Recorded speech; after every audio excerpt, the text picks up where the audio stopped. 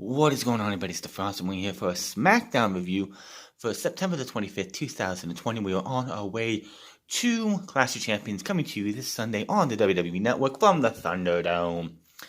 Tonight's show had, I'd say, 3 high spots.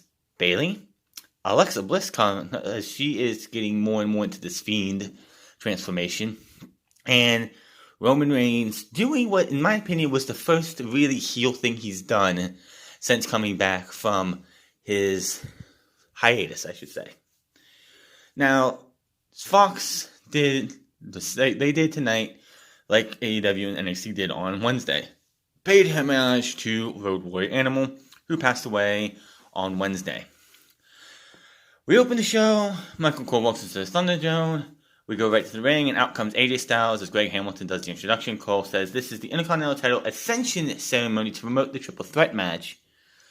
Ladder match at Clash of Champions. Out comes Sami Zayn, who is carrying his old title, but this time he does actually have his plates on there. It doesn't just have the WWE logo, you actually have some Sami Zayn plates. And out comes Jeff Hardy. Hardy enters the ring and the pyro goes off. AJ and Zayn stare him down. We see ladders standing all around the arena and a few in the ring. Corey Graves waits for a mic when Sami rants about his title being the real deal. Graves brings up how they all claim to be the rightful champion, even though we all know that Jeff Hardy is the rightful champion. I know, going away for 6 months and coming back, we'll talk about that in a second. He says the match on Sunday will be a winner-take-all match, with the winner being declared the undisputed Intercontinental Champion. Sami's title will be raised high above the ring on Sunday, along with Jeff's title. Graves also mentions how there is no champion advantage in this match. AJ rants to Jeff about how he cheated to get the title as he has. AJ doesn't even know why Sami is here. He says Sami took the summer off to have fun and grow his neck beard, but he's a nobody. AJ says he's broken his back to make the title mean something, even though you really didn't even have the title that very long. Sami interrupts and says none of this should be happening, but this happened because AJ participated in a fraudulent tournament. He says AJ should have done the right thing and called him on the phone to declare Sami as the rightful champion, and how dangerous, and Sami then mentions how dangerous the ladder match is. But Jeff tells him to shut up, and he can't believe he's agreeing with AJ on this because you left. You should be grateful.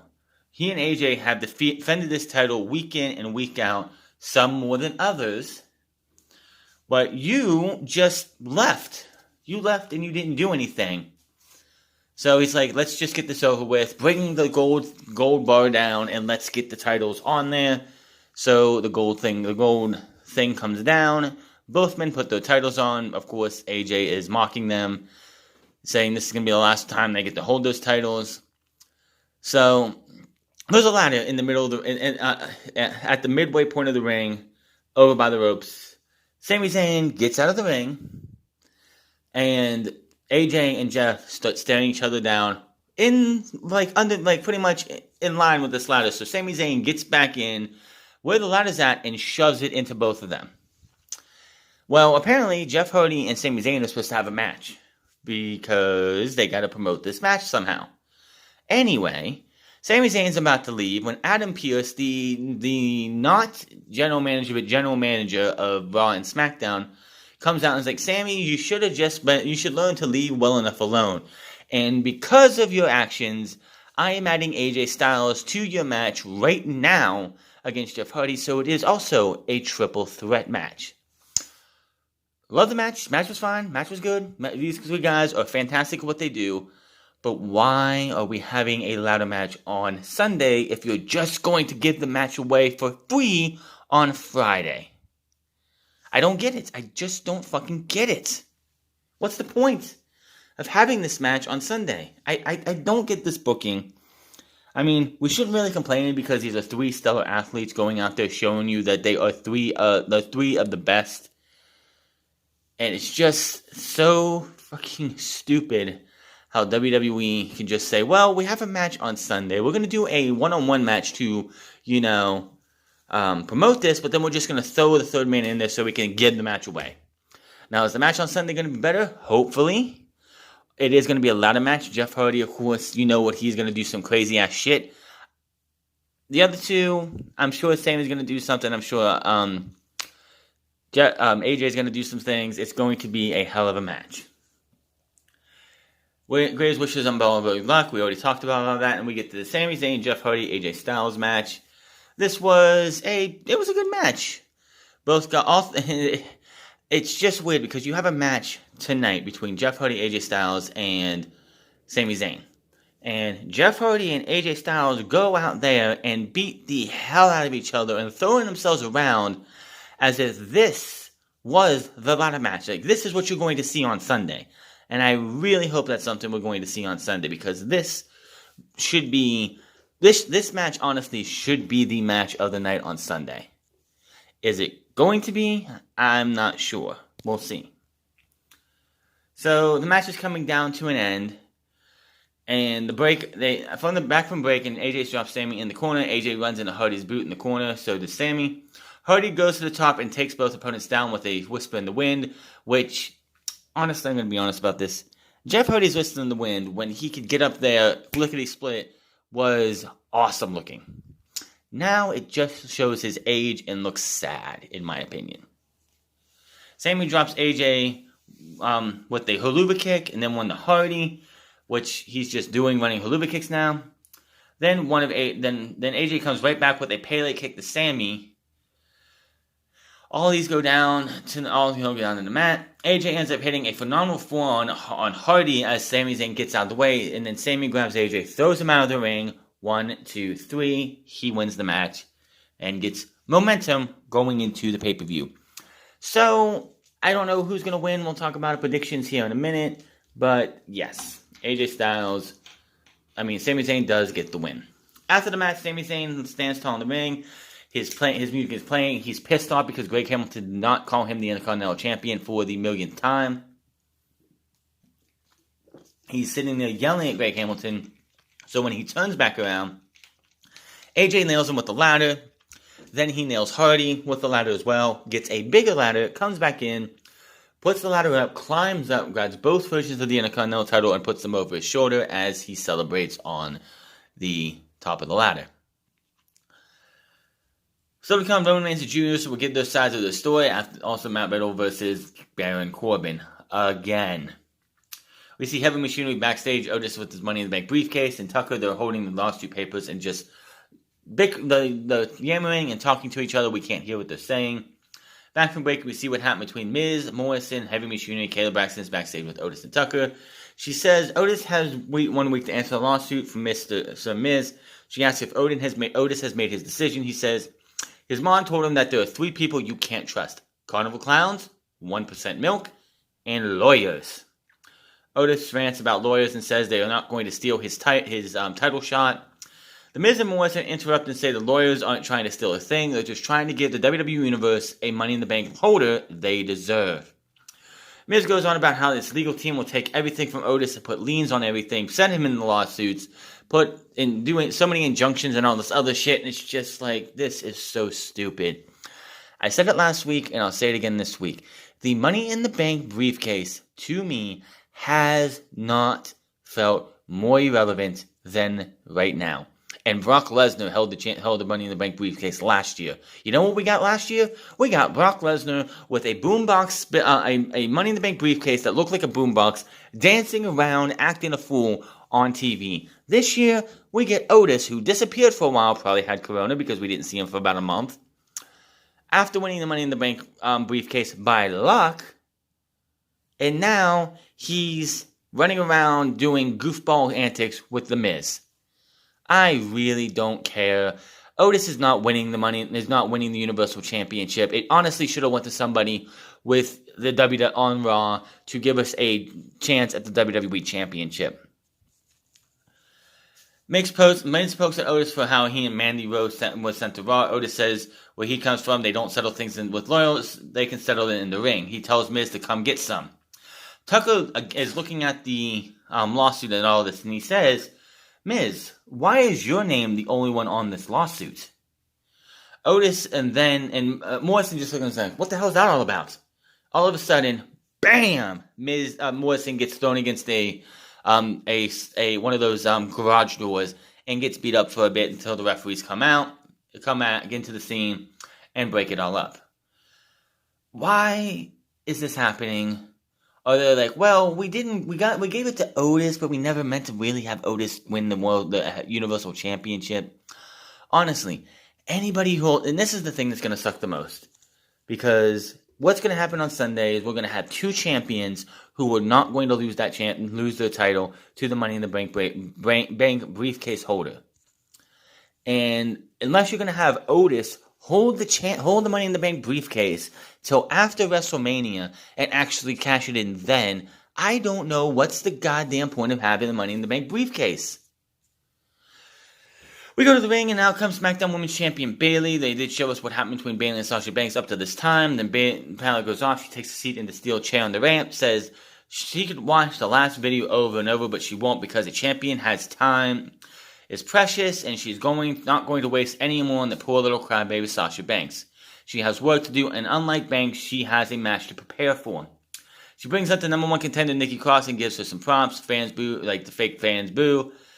She goes on, bringing up how Cross recently said their match at Clash of Champions will be different because Bayley won't have Banks in her corner.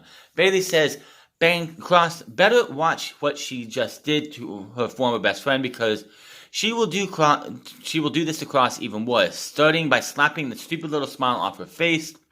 Picks up the chair, says that Cross won't be able to imagine what's going to happen after that. Right, Sasha? Looks at the chair and walks off as the tight music hits, and the chair in hand. I feel bad for Nikki Cross because we all know she's not winning on Sunday. The only person who takes that title off of Bayley is Sasha Banks inside Hell in a Cell. I ain't gonna hear if this feud between them does not go to Hell in a Cell, then WWE is doing something wrong. Which is why it sucks to be Nikki Cross. If it wasn't for this being Clash of Champions, where every title has to be on the line, there is no fucking way that Bayley is putting her title on the line at the September pay-per-view. Just no fucking way. She should, if it wasn't for this being Clash of Champions, she would be off this card because they're building towards her and Sasha. And it just feels like Nikki Cross is just there as an afterthought. Neither one of them have really had an interaction between each other. So what in the fuck, man? Still to come, Roman Reigns, Jay Uso, back to commercial. Shinsuke Nakamura versus Gran Metalik. Of course, last week, I believe Gran Metalik took on Cesaro, losing clean. And these guys had the tag team match against, the Shinsuke Nakamura and then take on Lucha House Party at the Clash of Champions. Why? Because WWE doesn't have any tag teams. The New Day on a thing right now, Jimmy's hurt still, and so much else. So we had this match here, and yes, the other Lince Dorado and Kalisto were on the outside. Unlike last week, we didn't have any problems. We didn't have they didn't really continue the because this is going to end up being broken up. I think Lucha House Party is going to cease to exist as a trio after Sunday. That's just my opinion. But yeah. There wasn't anything during this match. Like last week, of course, as we know, Lince Dorado and Kalisto got up on the apron and were arguing what Gran Metalik should be doing. And that just didn't happen this week. So, yeah, so having this match, it wasn't a very long match. It was decent. Gran Metalik can't hang with guys like Shinsuke Nakamura and, of course, Cesaro. He drags Nakamura to the corner and goes up top. He lands the feet from the moonsault. It stumbles back on as Nakamura moves. Nakamura turns it around in the corner and hits a big running knee in the back of the neck. Nakamura with a big exploder out of the corner. Nakamura waits for him to get up, hits the Kinshasa, 1, 2, 3. And in back-to-back weeks, Cesaro and Nakamura had beaten Gran Metalik clean in the middle of the ring. And we're supposed to expect these guys to stand a chance against the tag team champions this Sunday? Give me a break. After the match, Dorado immediately comes to check on Metalik. As Shinsuke Nakamura stands tall, Cesaro rushes the ring and nails a big gut-wrench slam onto Dorado. Kalisto never gets in the ring at this time. He's out there, both hands on his head, shocked that this actually happened. Cesaro and Nakamura leave. Kalisto enters the ring. He checks on Metalik, then he goes try to help Dorado up, and Dorado gets up and shoves him And he's like, what the hell, man? I was just coming in to help you. Now, I said there was no problems in the middle of the match. I never said after, though.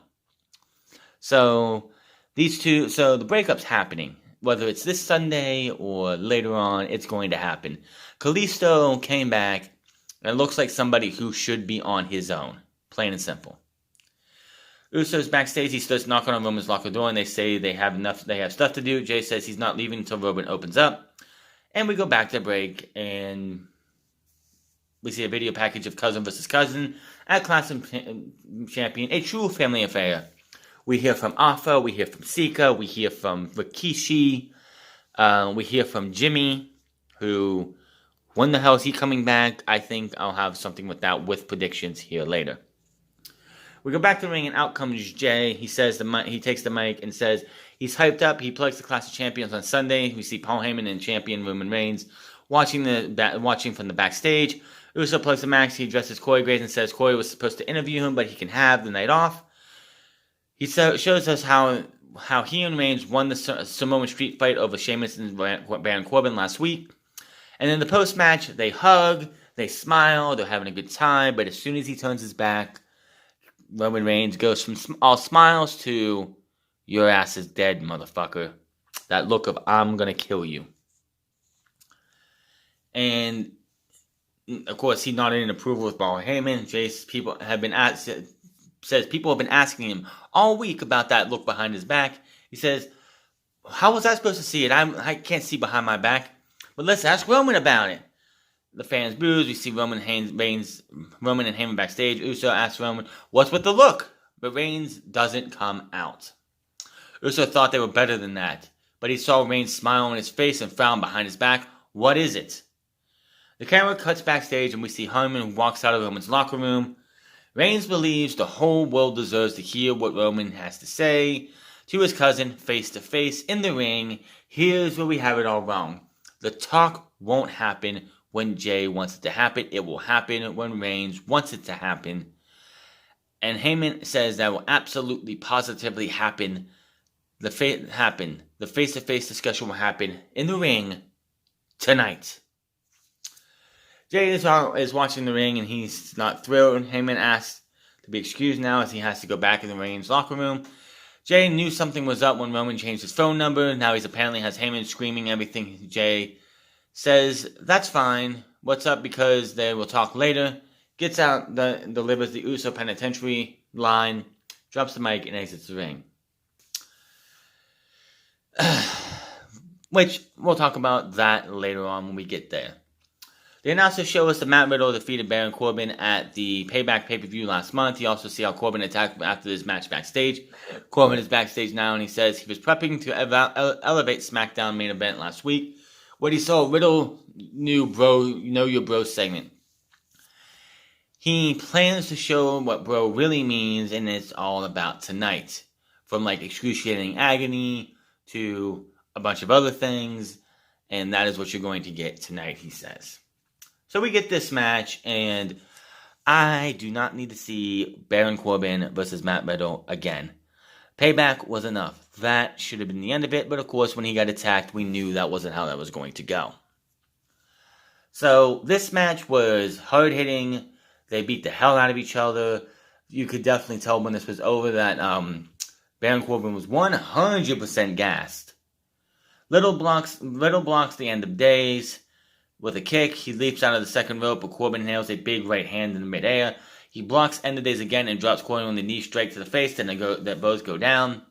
Riddle goes to the top and hits the floating bro, but Corbin gets his knees up, runs right into the End of Days, cover 1, 2, 3, and Baron Corbin beats Matt Riddle. And then, of all things, you had Michael Cole sit there and say, Matt Riddle doesn't lose that often here on SmackDown. And I'm like, what the fuck are you talking about? He lost clean to AJ Styles for the Intercontinental title. He was the one to get pinned in the match that sent Jay Uso to Clash of Champions. He gets beat clean here. There's other ones I can't think of off the top of my head, but those are 3 big ones right there. He loses a lot. He hardly wins. I would say that Matt Riddle in his record is probably about 50-50. I have to go back and watch and check all matches on the main roster, but I'm pretty sure he's about 50-50 or close to 50-50. That is ridiculous. Nobody that they see value in should be losing to Baron Corbin clean.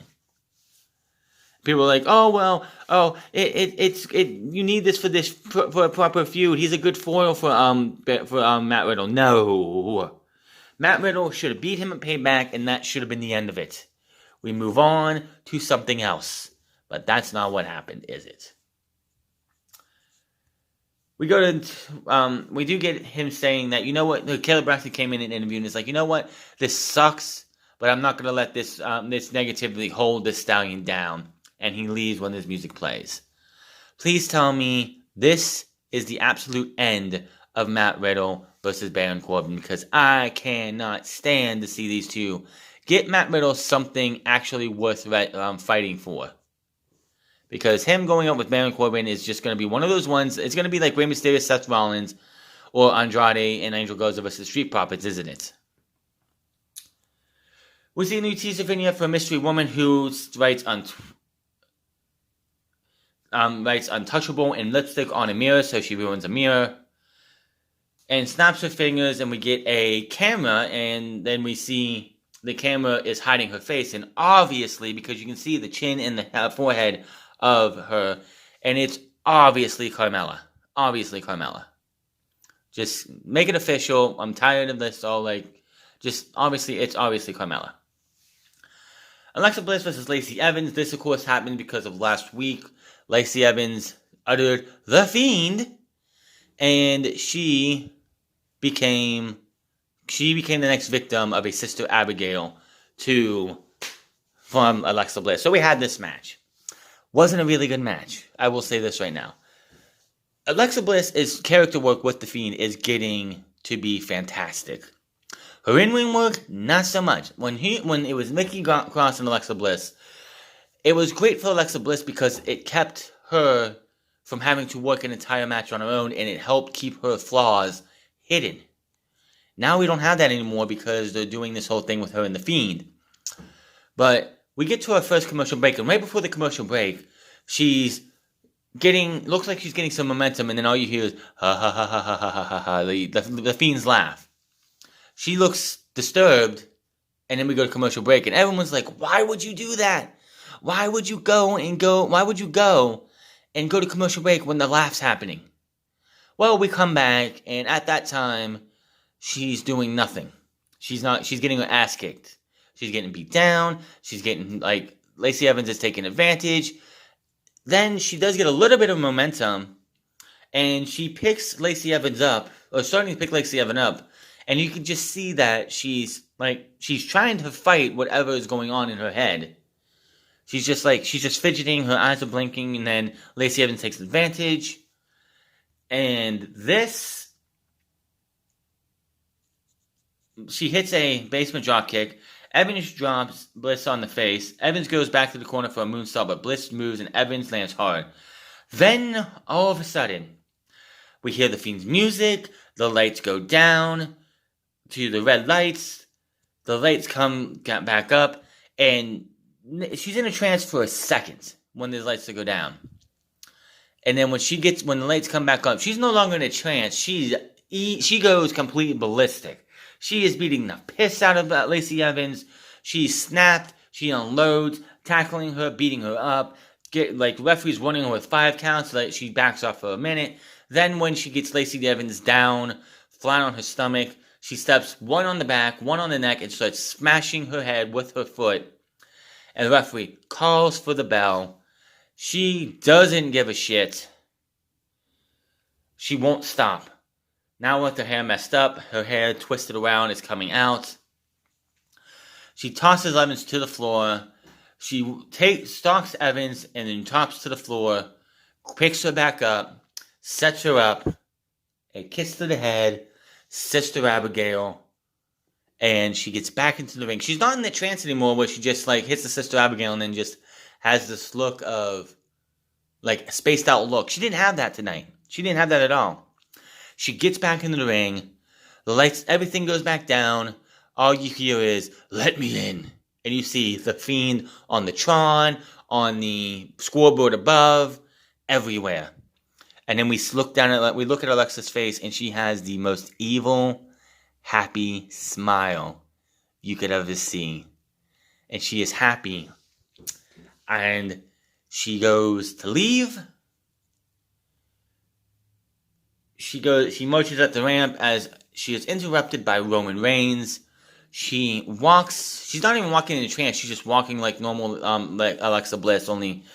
And as she's walking, you start seeing her head turn, and she is just looking at Roman in that championship for a good old while. Roman's there holding the championship up, and she just stares the entire time at him and that title.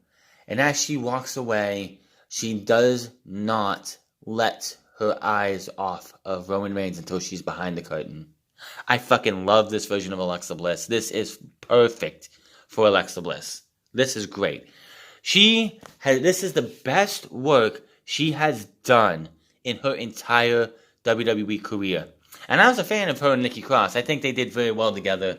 Nikki did most of the stuff. She got to show what she can do and hid her flaws and enhanced her as best as they could. Now, like I said, the ring work needs to be improved as a singles wrestler. You can't hide your flaws in a singles match as much as you can in a tag team match. However, everything else was fantastic. She is really doing something different. She's becoming an evil lady. This isn't the evil stuck-up bitch that she was before. This is something totally different.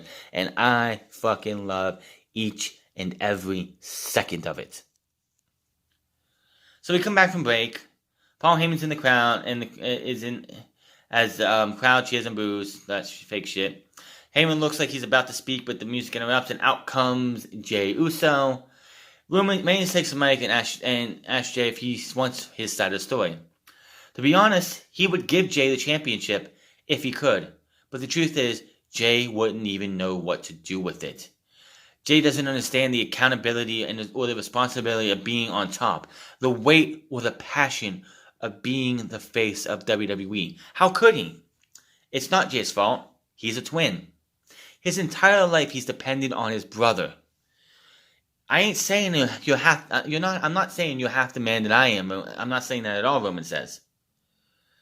He's one half of the greatest tag team of this generation. I would say one of the greatest tag teams in this generation with him, The New Day, in WWE. There's some great tag teams outside of WWE, but I would say in WWE that would definitely be, they would definitely, in this generation, I mean, the last decade, the Usos or The New Day are the top two teams of the 2010s, in my opinion.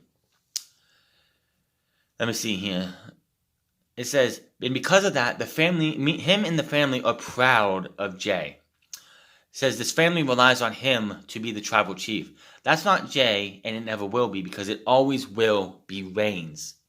And the whole time, Reigns, he doesn't yell, he doesn't scream, he doesn't get pissed off. He's talking as smooth, calm, and collected as Roman Reigns can. He drops the mic, walks past Uso, is looking down, just gathering his thoughts of what he wants to say as a rebuttal to Roman. He takes the mic and says, "What if you're wrong?" Reigns stops in his track. Jay asks, "Why can't I be the one to provide for the family? Why can't I provide for my wife and kids, who are Reigns' nephews? He's been fighting this whole life, but Reigns has been on top. People see Reigns, they call him the big dog, the main eventer, Mr. WrestleMania. WrestleMania main eventer, not Mr. WrestleMania, but WrestleMania main eventer. But when they see him, you know what they say? Which one are you?" Which absolutely has to suck for somebody who is a twin, especially in the world of professional wrestling. Which one are you? He says, "Sunday at Clash of Champions, they'll know which one. People will now say, they know me, Us. I'm the one who beat Roman Reigns for the Universal title, and that will be him." Yells out, drops the mic. Reigns continues marching up the ramp to the back. Jay's music hits. He starts up the ramp right to the backstage area without stopping, and then he does the one thing you know means that he is going to get hurt. Turns his back to the stage and looks out towards the Thunderdome and the crowd. Turns back around, big Superman punch, taking him down. I knew this was coming. I thought it was going to be a lot more violent than it was. Reigns kneels down and says, putting a title on his face, and yells how he feeds. He doesn't just feed his kids or your kids. I feed the entire family with this title. And now you want to take that from me? Jay will take his payday and his ass whooping that comes to him, but he will never take the title, and he will never take Reigns' place at the head of the table. Very great. I loved the veracity and the what do I want to call it? The delivery of this promo by Roman Reigns. The Superman punch and him going down and yelling that and saying that to his cousin was the most heel thing he has done so far in WWE. Which, then he raises the title. Jay starts to recover, holding his mouth after eating the Superman punch, and the show goes off the air. And that was Smackdown. Smackdown, like I said, the three best parts of Smackdown was Bayley, who's holding the women's division mostly by herself. Nikki, Alexa Bliss is really starting to come into her own with the Fiend takeover. And then this last segment was great. Roman Reigns as the champion. It's still a work in progress. I still want to see more heel antics from him. I don't think we've seen enough heel antics from him. He's been doing the whole thing with his cousin, and he really hasn't been much of a heel until this final moment tonight. But we will. And now, let's get into the 9 matches, because, of course, the 24/7 Championship is not going to have a scheduled match. It'll just be something they do as comedy. Unfortunately, and this one pains me to say, Asuka is taking on Zelina Vega for the Women's Championship, for the Raw Women's Championship on the pre-show. So, Asuka's winning this match. It's on the pre-show. It fucking sucks. They deserve to be, Asuka deserves to have her championship on the main card. Let's see here. Which one could you put on the pre-show? Oh, I know. You could put Bobby Lashley versus Apollo Cruz on the pre-show. Who gives a shit about that match? Well, who gives a shit about most of these matches? But Asuka's winning, no doubt about it. Speaking of Bobby Lashley versus Apollo Cruz is getting his ass kicked in this match. I see no reason to take the title off of Bobby Lashley. You just gave it to him at Payback, so Apollo Cruz is not winning this match.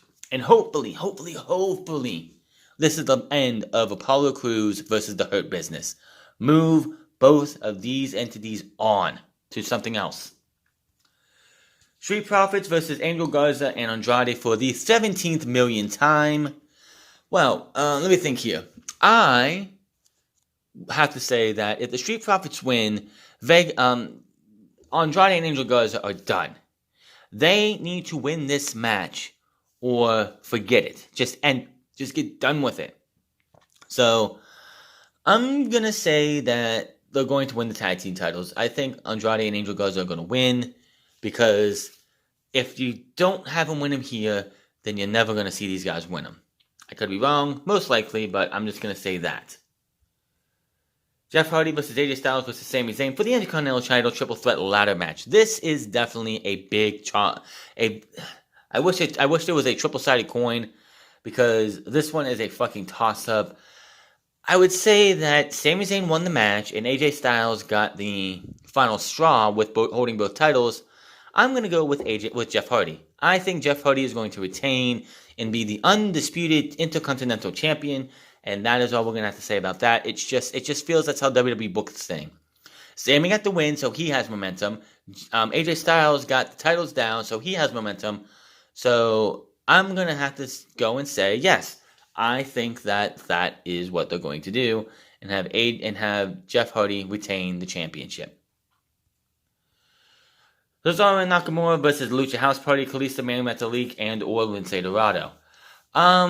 This one's definitely going to stick with the Cesaro and Nakamura. I don't see Lucha House Party winning this. Actually, I see this being the end of Kalisto's affiliation with the Lucha House Party. I think this is going to be them just saying, you know what, we're done with this. They're going to break him up, and I think it's time that Kalisto moved on. He looked good and still looks good when coming back from his hiatus from the WWE due to COVID or whatever else.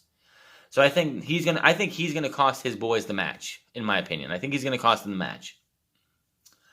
Nia Jax and Shayna Baszler versus the Riot Squad Women's Tag Team Championships. I'm torn on this one.